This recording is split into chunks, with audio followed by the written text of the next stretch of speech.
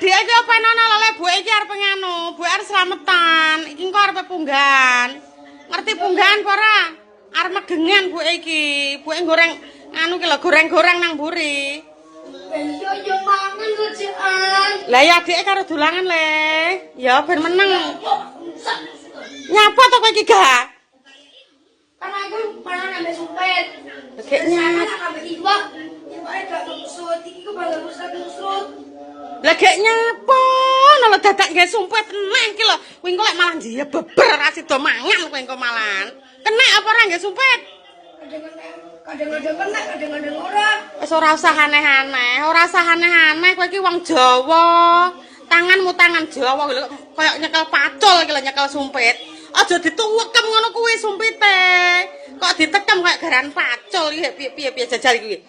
Walah gak ora usah kakan pola.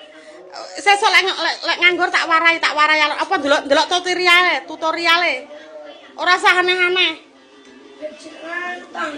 Lemes aku. Lah nyekel sumpit kayak nyekel garan pacul ngono gek piye lho kuwi. Ora usah aneh-aneh nggih sendok ele, nggih sendok. Ya sendok ladike meneng lho. Wis ora usah aneh-aneh. Ora usah nggih sumpit-sumpitan, malah ra wareg kowe engko mangan karo sumpit.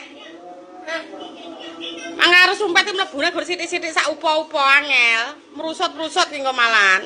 Wis nggih sendok ngono ae ben wareg.